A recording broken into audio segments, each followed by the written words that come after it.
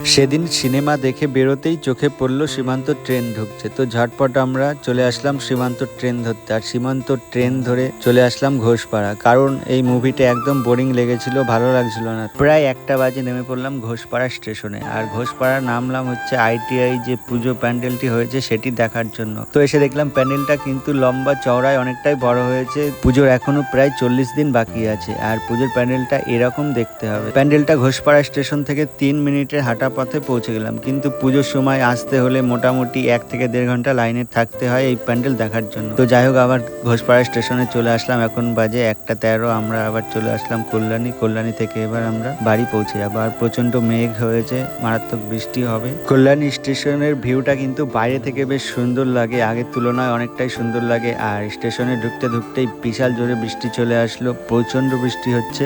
আর আজকের ব্লগটা এখানে শেষ করলাম। কেমন লাগলো অবশ্যই কমেন্টে